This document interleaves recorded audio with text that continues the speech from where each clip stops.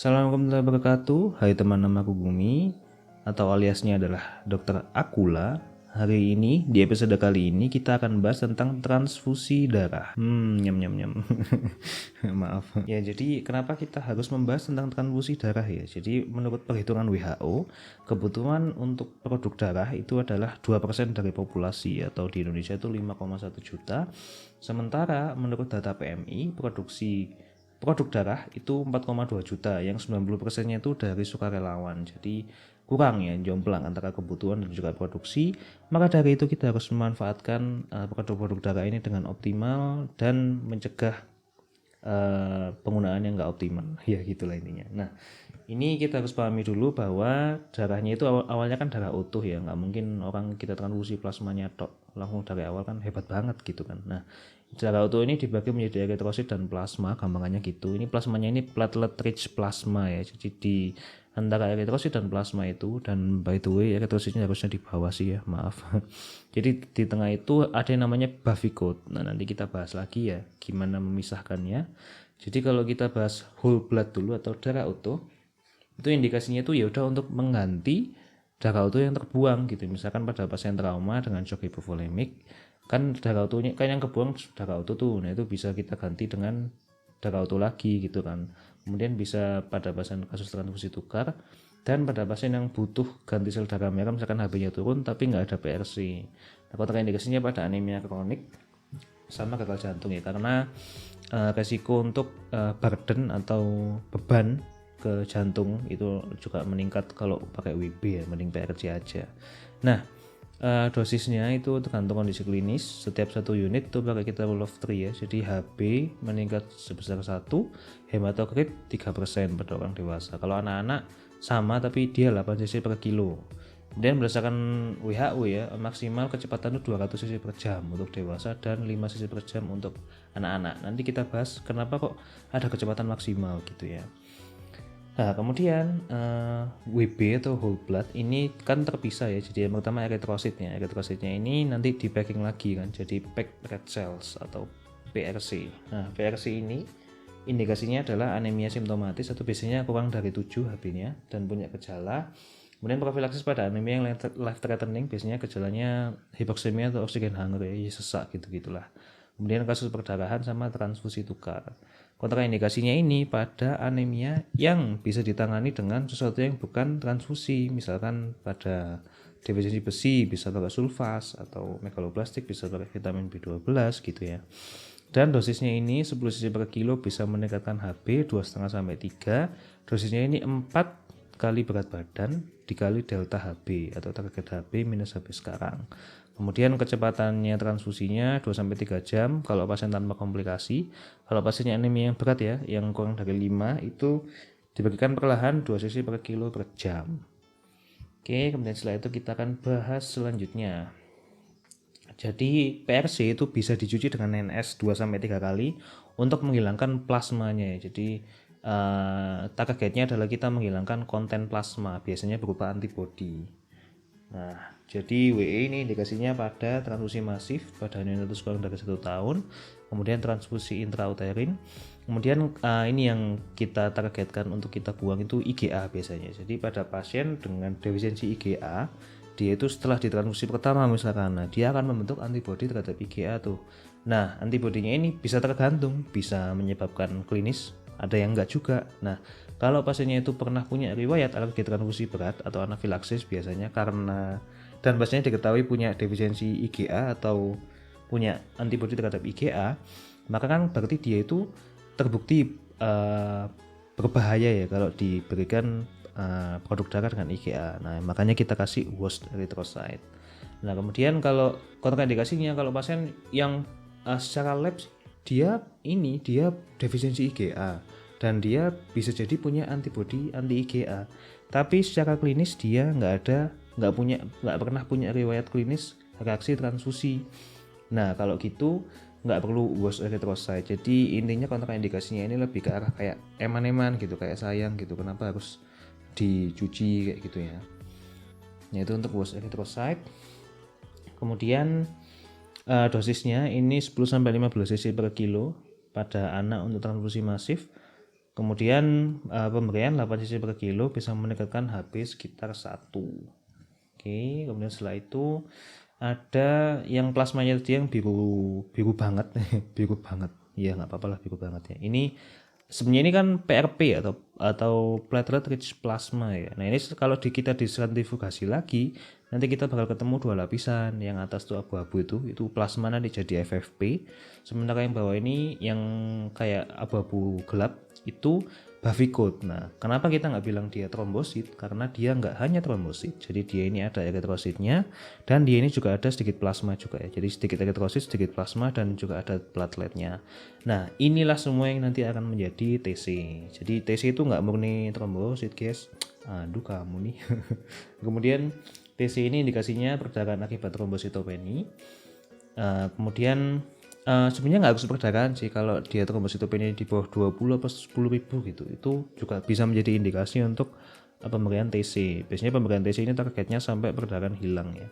Kemudian tromboastenia atau defek fungsi platelet, dan preoperatif dengan trombosit kurang dari 50, atau kalau kasusnya kardiovaskuler atau trepanasi itu kurang dari 100.000. Kemudian kontraindikasinya TTP atau ITP sama aja, itu kan karena dia reaksi imun terhadap platelet ya, jadi lebih ke eman-eman gitu, lebih ke sayang. Ini kalau masuk ke resipien, plateletnya juga bakal langsung dihancurin nih sama imunnya gitu, jadi jangan dulu. Kemudian DIC kan pembentukan koagulan-koagulan ya, koagulan-koagulan kecil yang terdiri dari faktor pembekuan, kemudian platelet. Nah itu sehingga terkonsentrat di situ, sehingga secara keseluruhan, secara DDL gitu, itu trombositnya bakal terlihat sedikit. Nah itu juga nggak boleh pada DIC. Kemudian kalau pada pasien sepsis kan biasanya ada vasodilatasi juga ya. Nah itu plateletnya bisa ngisi ke situ, jadinya kalau bisa dibilang pseudotrombositopenia. Jadi harus kita atasin sepsisnya dulu sebelum itu dimulai. Setelah itu dimulai aja udah bisa kita kasih TC ya. Kemudian TC ini bisa ditransfusikan pakai transfusion set standar, atau ada yang namanya platelet administration set. Jadi filternya agak lebih gede guys. Nah ini ditransfusikan dalam waktu 30 menit. Dan TC ini uniknya ya, kalau produk eritrosit itu penyimpanannya itu relatif dingin lah, 2-6 atau 2-8 derajat Celcius. Sementara TC ini karena trombosit itu fungsinya rusak di suhu dingin, maka TC ini disimpan 20-24 derajat Celcius. Nah penyimpanan dengan suhu yang cukup relatif suhu ruangan sih ya, itu bakal meningkatkan resiko proliferasi bakteri. Makanya TC ini jadi salah satu yang diwaspadai untuk kontaminasi bakteri produknya. Dosisnya ini 1 unit per 10 kilo, jadi bisa 5-7 atau 4-6 gitu kalau pada dewasa, dan 4-6 unit itu meningkatkan trombosit 20-40 ya, itu kali 10 pangkat 9 ya, bukan 109 ya, mohon maaf.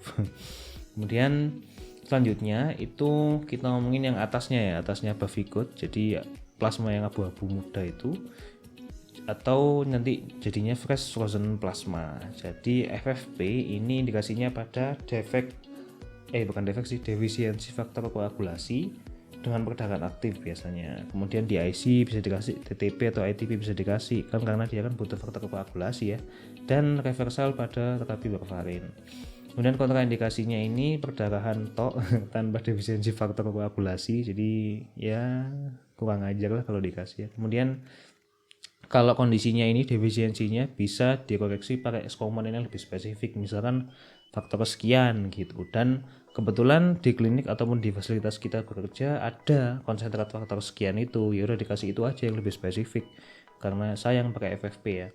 Kemudian dosisnya ini 12-15 cc per kilo, harus kompatibel HbO sebisa mungkin karena plasma ini mengandung agglutinin ya, jadi juga bisa menimbulkan reaksi sih meskipun nggak separah kalau kita ngomongin eritrosit ya. Tapi ada yang bilang bahkan AB itu justru donor plasma universal karena plasma AB itu nggak punya antibodi dalam konteks HbO gitu. Kemudian ditransfusikannya pada blaster standar bisa. Kemudian sama kayak CP ya, sama kayak presipitat, karena dia faktor koagulasi, dia ini sebenarnya setelah tawing atau setelah pencairan dia terdegradasi dengan cepat.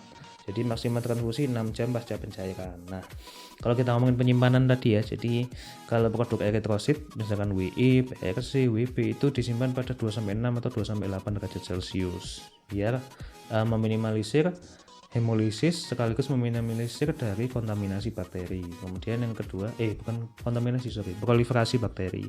Kemudian yang kedua, TC ini yang paling unik, jadi trombosit konsentrat itu disimpan 20-24 derajat Celcius karena untuk menjaga fungsi trombosit, sementara FFP dan CP ini disimpan yang paling rendah suhunya, jadi minus 25 biasanya, minus 25 derajat Celcius. Nah, dengan suhu yang bisa dibilang beku ya, bisa dibilang beku ini, maka saat akan digunakan perlu dicairkan. Nah, dicairkan ini bahasa Inggrisnya thawing ya, THAWING. Nah, proses pencairan ini makanya dimention di sini nih di slide-nya kalau ada proses pencairannya begitu. Nah, kemudian si abu-abu muda ini, si FFP, kalau bisa kita sentrifugasi lagi ternyata. Nah, ini nanti jadi dua lapisan, ada yang cryosupernatan atau cryoprecipitated depleted plasma atau cryoprecipitated reduced plasma, sama yang bawah cryoprecipitated nih. Nah, ini nih si kampret ini yang akan kita pakai jadi produk darah, namanya cryoprecipitated. Tapi yang cryosupernatan bukan berarti nggak bisa dipakai ya. Kalau di WHO sih ada fungsinya juga, tapi mungkin nggak terlalu penting sih untuk kita bahas. Nah, CP ini indikasinya pada defisiensi faktor koagulasi kongenital ya. Jadi bukan faktor kongenital, apa itu? Biasanya pada VWD, von Willebrand disease, kemudian defisiensi faktor 13, dan alternatif FFP pada hipofibrinogen. Nah, kenapa aku nggak nulis kontraindikasi ya? Karena CP ini nggak pernah jadi pilihan utama sih, karena sebisa mungkin kalau ada konsentrat faktor tersebut, misalkan ada konsentrat faktor 13, ya pakai itu aja, jangan pakai CP kayak gitu. Nah, ini kemudian dosisnya ini aku ambil dari jurnal ya, jurnal mana aku lupa, jurnal Risa kali ya. Nah, tapi ini kok, ini valid kok. Jadi kalau kalian pengen minta sumbernya tinggal komen aja di bawah. Jadi ini spesifik dosisnya. Kalau VWD itu 10-12 unit per 12 jam dewasa. Kalau anak-anak 1 unit per 6 kilo per 12 jam. Kalau defisiensi faktor 8 itu 1 unit per 5 kilo maksimal 10 unit. Kalau 13 1 unit per 10 kilo per 7-14 hari. Jadi cukup seminggu aja. Kemudian bisa mungkin pakai yang kompatibel ABO karena masih kemungkinan ada agglutinin. Dan setelah pencairan transfusikan paling lama 6 jam, sama ya karena dia faktor koagulasi. Kemudian transfusinya bisa pakai blood state standar aja. Kemudian ini kalau ngomongin konsep ini sih simple aja sih, antigen antibody dengan konteks transfusi ya atau kompatibilitas darah. Jadi ini kita misalkan ngomongin kita ada dalam plasma ya, ada dalam vaskuler gitu. Nah, hijau-hijau ini plasmanya ya. Nah, eritrosit itu di permukaannya dia mengekspresikan coklat-coklat ya. Ya tolong dilihat videonya, kalau kalian dengar kata-kata coklat-coklat doang nanti konteksnya nggak enak ya. Jadi coklat-coklat yang diekspresikan di permukaan eritrosit ini adalah antigen ya atau agglutinogen, sementara biru-biru ini yang bentuknya Y ini kan antibody ya. Nah, makanya namanya antibody atau agglutinin ya, biru-biru ini. Nah, misalkan pada golongan darah AB, nah orang dengan golongan darah AB itu di permukaan eritrositnya dia punya antigen A, dia punya coklat-coklat A, dan dia punya coklat-coklat B. Tapi dia birunya ini entah ada entah enggak ya. Kalau ada juga dia nggak bisa mengenali atau mengikat coklat-coklatnya eritrosit. Nah, gitu logikanya. Kalau A, golongan darah A, dia itu eritrositnya coklat-coklatnya A, sementara biru-birunya ini bisa mengenali dan mengikat B. Kemudian kalau golongan darah B, dia ini eritrositnya mengekspresikan coklat-coklat B di permukaannya, di permukaan eritrositnya, dan biru-birunya ini dia bisa mengikat dan mengenali coklat-coklat A. Jadi dia nggak bisa mengenali diri sendiri gitu kan ya. Kemudian yang O itu dia nggak punya coklat-coklat eritrositnya nih. Kalau kita ngomongin ABO ya, golongan ABO ya. Kalau yang lain biar beda lagi. Kemudian biru-birunya, kalau di golongan darah O, biru-birunya ini bisa mengenali coklat-coklat A maupun coklat-coklat B. Makanya itu dia lebih menjadi donor universal, sementara AB itu menjadi resipien universal kalau kita ngomongin konteksnya eritrositnya. Kemudian ini ada ya tesnya sih. Jadi yang bawah itu kan tes biasa ya, kalau dulu kalian SD mungkin pernah ya nggak tahu sih. Itu Aku dulu pernah sih kayak gini. Nah ini maksudnya pernah lihat sih. Jadi kalau kita yang lihat yang tengah sama yang kanan itu kan ada aglutinasi atau penggumpalan ya. Nah ini tuh prosesnya kan diteteskan antiseranya dulu di objek gelas, kemudian diteteskan darahnya kan. Nah ini antisera B dan diteteskan golongan darah B. Nah berarti biru-birunya ini tuh bisa mengenali dan mengikat B. Nah kebetulan kok eritrositnya ini mencerminkan coklat-coklat B juga di permukaannya. Nah maka dari itu mereka bereaksi, dan kalau di luar vaskuler mereka justru membentuk penggumpalan atau aglutinasi gitu ya. Dan kalau kita ngomongin gel test, gelnya ini bukan walet ya. Jadi gelnya ini bisa berbagai macam gel sih, tapi yang penting dia ini di mix dengan antisera. Nah antiseranya ini dia antibody terhadap IgG. Nah kenapa antibody terhadap IgG? Karena sepemahamanku biru-birunya ini sebenarnya IgG dia, jadi aglutinin itu IgG. Nah setauku loh ya. Nah kemudian karena misalkan biru-birunya ini mengikat dan mengenali eritrosit ya, jadi misalkan dia ini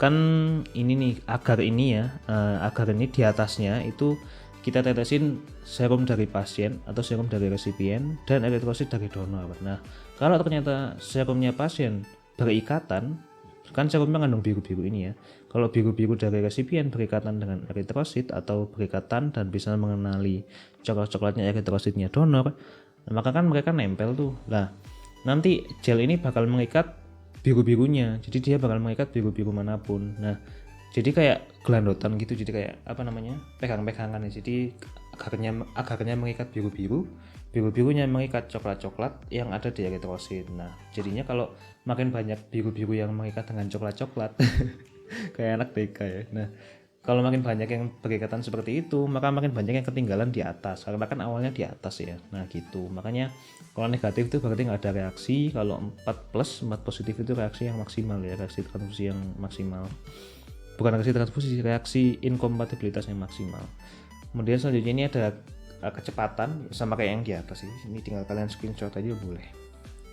Oke lanjut. Kemudian reaksi transfusi itu dibagi menjadi dua, ada akut, ada lambat. Ini kita ngomong reaksi ya, bukan komplikasi secara keseluruhan ya. Kalau reaksi ini, kalau akut, kalau di handbook transfusi WHO itu dia intinya thresholdnya atau batasannya itu 24 jam setelah transfusi. Jadi kalau akut tuh 24 jam, kalau lambat setelah itu. Nah tapi kalau menurut handbook WHO karena mereka mengutamakan ini ya, apa namanya, karena dia akut, maka kecepatan manajemen itu lebih penting daripada penegakan diagnosis saat itu. Makanya WHO itu lebih membagi ke akut itu berdasarkan kategori. Nanti kita bahas. Jadi kategorinya berdasarkan severitas atau keparahan. Kalau secara keilmuan kita bisa bahas secara etiologi gitu ya. Jadi pertama ada hemolisis intravaskuler. Ini ya udah reaksi inkompatibilitas ABO biasa. Jadi tadi kan berikatan ya antibodi dengan antigen atau biru-biru dan coklat-coklat tadi berikatan, sehingga hasil dari ikatan ini menyebabkan eritrosit yang diikat itu tuh lisis. Jadi makanya namanya hemolisis ya, lisis dari eritrosit di dalam vaskuler. Nah biasanya gejalanya sih menggigil gitu ya, menggigil atau rigor. Sekalian rigor itu kayak menggigil yang lebih parah ya, sampai gemeretak gigi gitu, terus sampai bulu kuduk merinding begitu. Nah selain itu juga bisa nyeri pada transfusion site dan vena yang menjalar di sekitarnya. Kemudian setelah itu ada FNHTR atau febrile non-hemolytic transfusion reaction. Gejalanya apa? Demam. Kemudian karena dia non-hemolytic jadi nggak ada gejala hemolisis ya, nggak ada hiperbilirubin gitu-gitu. Dan alergi, ini alerginya cenderung mild ataupun moderate. Biasanya ya ruam, gatal, bisa jadi ada sesak ringan juga bisa, tapi dia bukan anafilaksis ya. Nah selanjutnya ada TRALI atau transfusion related acute lung injury. Ini biasanya karena kalau nggak salah reaksi antara leukosit donor dengan plasma resipien kalau nggak salah. Pokoknya intinya dia menyebabkan menyebabkan gangguan pada paru resipien. Biasanya intinya dia perbedaannya dengan TACO atau fluid overload yang bawahnya itu, atau transfusion associated circulatory overload, itu adalah kalau yang TACO itu edema paru, dua-duanya edema paru, cuman yang TRALI itu edema paru non kardiogenik, bisa dibilang kayak gitu, karena nanti di CXR itu biasanya cuman infiltrat paru bilateral gitu aja. Kalau yang TACO itu bisa disertai dengan pembesaran jantung, jadi bisa jadi edema parunya kardiogenik gitu. Sama TRALI itu biasanya dia ada demam, Kemudian ada hipotensi juga karena kan cairannya ditarik keluar ya. Sementara kalau tako itu biasanya dia nggak hipotensi, malah cenderung hipertensi ya, dan nggak ada demam. Kemudian dia itu biasanya gejala dyspnea, dua-duanya SOB ya, kan dia edema paru, dua-duanya dyspnea, sesak. Kalau tako itu biasanya saat transfusi langsung, sementara takal itu bisa setelah transfusi biasanya. Itu. Setelah itu tako itu juga bisa disertai dengan adanya sputum ya. Sputum, froti, berbusa, biasanya kalau nggak kuning pink gitu. Nah, setelah itu ada anafilaksis, biasanya gejalanya ya anafilaksis biasa sih, angioedem, kemudian bronkokonstriksi ya, sesak, wheezing, kemudian bisa chest pain, abdominal pain, nyeri pinggang, nyeri punggung karena ya nyerang organ juga gitu. Kemudian kalau lambat ada DHTR. DHTR ini karena dia itu literally hemolisis intravaskuler cuman ditambahin delayed gitu doang. Jadi cenderung sama tanda dan gejalanya, tapi dia setelah 24 jam. Kemudian PTP itu intinya yaudah tandanya udah pura-pura perdarahan gitu, karena biasanya karena reaksi imun ke platelet atau ke trombosit. Kemudian TAGVHD itu intinya dia graft versus host disease, jadi karena leukosit dari donor itu menyerang sel jaringan di resipien. Bisa banyak banget jaringan, tapi terutama yang paling berbahaya itu kalau dia menyerang bone marrow ya, sumsum tulang, dan mengakibatkan pansitopenia. Nah biasanya ini kalau untuk mencegah GVHD ini pada pasien yang imunodefisien, terutama karena imunodefisien tuh pasiennya atau resipiennya nggak bisa menolong dirinya sendiri ya, nggak bisa melawan leukositnya donor, itu bisa diiradiasi, di gamma iradiasi dulu sehingga leukosit di dalam produk darah itu mati. Kemudian bisa jadi ada iron overload, itu kan karena memang tubuh manusia kan sudah terkenal ya, terkenal tidak bisa membuang besi yang berlebihan. Jadi terutama pada pasien yang dependen transfusi kayak thalassemia itu bisa terjadi iron overload sehingga harus dibuang. Biasanya via feses itu pakai obat untuk mengikat besi atau kelasi besi, biasanya desferrioxamine. Kalau aku nggak salah baca sih serum ferritin targetnya kurang dari 2000 gitu. Nah ini kita lanjut ke klasifikasi berdasarkan WHO ya. Jadi mereka mengklasifikasikannya mengutamakan kecepatan manajemennya. Jadi mereka mengklasifikasikannya berdasarkan severitas atau keparahan dari tanda dan gejala. Jadi yang pertama ada kategori ringan atau 1, itu dia gejalanya biasanya ruam dan gatal karena ada kegiringan biasanya. Manajemen ini dia nggak perlu stop transfusi, cuman perlambat aja, terus kasih antihistamin. Kalau WHO-nya sih mencantumkan chlorpheniramine IM 0,1 ml per kilo.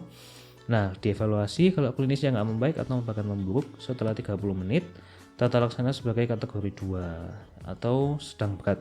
Nah, kalau kategori 2 ini bisa ada menggigil, kemudian rigor, demam, lelah, takikardi, kemudian bisa ada palpitasi, sesak tapi ringan ya, dan nyeri kepala. Itu biasanya karena reaksi alergi yang lebih berat, kemudian event HTR tadi, dan kemungkinan kontaminasi produk darah dengan bakteri. Kalau manajemennya yang kategori 2 ini sudah harus stop transfusi, tapi tetap dijaga aksesnya dengan mengganti infuset dengan NS yang 0,9 ya, nggak boleh yang lain. Karena kalau pakai RL itu kalau nggak salah dia bisa mengikat eritrosit, justru membuatnya menggumpal.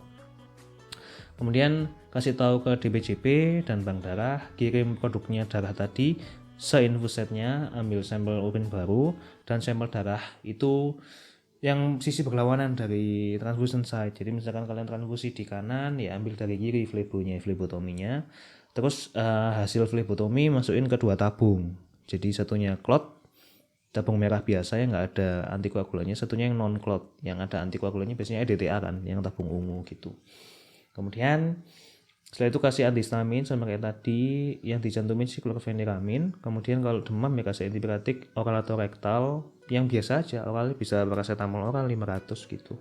Kemudian hindari aspirin pada pasien yang udah ketahuan trombositopeni. Kemudian kalau ada anafilaksis kayak tadi gejalanya ya, terutama sesak dan angioedema, itu dikasih IV steroid plus bronchodilator. Dalam 24 jam ke depan, kumpulkan urin untuk melihat hemolisis, tanda-tanda hemolisis. Kalau klinis membaik, bisa diulangi transfusinya, tapi pelan dengan darah baru dan diobservasi hati-hati. Dan kalau klinis nggak membaik dalam 15 menit atau malah memburuk, kita tangani sebagai kategori 3 atau kategori yang mengancam nyawa. Jadi, di kategori 3 ini, Sebenarnya mirip sih sama kategori 2, cuman ketambahan kayak ya rigor ya, lebih kenceng dari menggigil biasa. Kemudian ada hemoglobinuria, ada hipotensi, perdarahan yang nggak jelas ya, yang unexplained bleeding biasanya. Kemudian bisa ada nyeri dada, nyeri di sekitar tempat infus atau tempat transfusi, sesek yang lebih berat, kemudian nyeri punggung, nyeri pinggang. Udah ketahuan ya kalau nyeri punggung, nyeri pinggang nih biasanya anafilaksis. Terus kalau nyeri di sekitar tempat transfusi dan vena di sekitarnya ini reaksi hemolisis intravaskuler ya. Jadi reaksi inkompatibilitas ABO itu masuk ke kategori 3 atau mengancam nyawa. Kemudian sesaknya bisa jadi ada frotis putum, berarti dia tanda-tanda keoverload cairan. Bisa jadi dia ya sesak dengan demam, hipotensi, berarti tanda-tandanya ke terali ya. Dan dia bisa juga demamnya itu tinggi banget, bisa 39 lebih. Biasanya lebih mengarah ke sepsis juga ya. Kemudian untuk manajemennya sama, setelah transfusi, jaga akses dengan normal salin. Kemudian kalau dia hipotensi, NS-nya awalnya 20-30 cc per kilo dalam 5 menit. Kemudian dielevasi kakinya, kemudian kasih epinefrin 0,01 mg per kilo IM pelan, sediaannya biasanya 1/1000 kalau nggak salah. Kemudian kalau anafilaksis kasih episteroid plus bronchodilator, kemudian kasih diuretik furosemide 1 mili per kilo IV, kemudian kabarin DPJP, bank darah, kirim produk plus transfusion set, sampel urin baru, sampel darah baru dari sisi yang berlawanan tadi ya. Kemudian cek urin untuk hemoglobinuria. Dalam 24 jam ke depan urin dikumpulkan untuk ngecek hemolisis juga. Kemudian jaga fluid balance-nya, harus dijaga banget ya. Kemudian kalau ada perdarahan, mungkin pasien punya luka lain gitu ya, bukan luka hati sih, maksudnya luka-luka kayak entah di ekstremitas atau gimana, ataupun di tempat tusukan itu sendiri ya, dan ada perdarahan yang nggak berhenti-berhenti, misal kalau di IC misal kayak gitu, itu dikasih TC 5-6 unit plus FFP atau CP ya, terserah adanya yang mana. Kalau FFP 3 unit aja, kalau CP 12 unit. Kemudian dinilai ulang kalau masih hipotensi, NS lagi dalam 5 menit, dan bisa kasih inotropik ya, biasanya dopamin atau dobutamin. Kalau produksi urin menurun atau ada tanda-tanda gagal ginjal, kita intensifkan fluid balance-nya, kemudian kasih diuretik, furosemide, pertimbangkan inotropik, dan konsul ke ginjal untuk kemungkinan pasiennya ini harus dialisis gitu. Kemudian terakhir untuk komplikasi infeksi ini, kalau di Indonesia sih semua produk darah itu yang harus di screening adalah ABO, Rhesus. Selain itu ada infeksi apa? Sifilis, HIV, HBsAg, dan HCV gitu sih. Kemudian itu yang paling menandakan, itu yang salah satu yang paling sering ya dan yang paling berbahaya. Kemudian kalau ngomongin tentang kemungkinan bakterinya masuk kapan, misalkan ada kontaminan di produk, pertama tentunya di darahnya pasien itu sendiri, makanya ada screening itu ya. Jadi kalau darahnya terkontaminasi dari awal, lolos screening, ya udah pasti dia terkontaminasi terus gitu kan. Kemudian yang kedua itu desinfeksi yang nggak tepat pada pengambilan darah atau saat pemberian darah ya, desinfeksinya nggak bagus. Kemudian yang ketiga itu suhunya, biasanya suhunya makin tinggi makin menyebabkan proliferasi bakteri ya. Maksudnya tingginya nggak tinggi banget gitu, maksudnya tinggi suhu tubuh, suhu ruangan kayak penyimpanan TC tadi kan, itu bisa mempercepat proliferasi berbagai bakteri kayak Staphylococcus gitu. Kemudian setelah itu packaging yang nggak bagus, nggak sempurna, ada bocor-bocornya, misalkan micro perforation gitu, sehingga mikroorganisme bisa masuk, bisa ya. Kemudian setelah itu pada FFP dan CP itu kan ada pencairannya atau thawing, itu namanya kan water bath, nama proses pencairannya. Nah itu essentially jadi intinya itu dia itu direndam di air. Nah airnya ini bisa jadi terkontaminasi sama mikroorganisme sehingga dia bisa masuk ke produk darah itu begitu. Ya itu aja sih, mungkin itu aja teman-teman untuk episode kali ini. Semoga bermanfaat buat kalian semua. Jangan lupa like ataupun dislike, komen kalau kalian mau minta sumber atau mau nanya-nanya ya. Insya Allah nggak aku jawab sih. Dan disclaimer satu lagi, ini adalah sepemahamanku ya, jadi kalau kalian punya pemahaman berbeda silakan gitu. Kalau kalian mau membenarkan silakan, tapi ya berantem yuk. Ya oke. Terima kasih teman-teman, semoga bermanfaat buat kalian semua. Assalamualaikum warahmatullahi wabarakatuh. Aku Gumi ataupun Dr. Akula undur diri ya. Assalamualaikum warahmatullahi wabarakatuh, and see you on the next episode. Bye.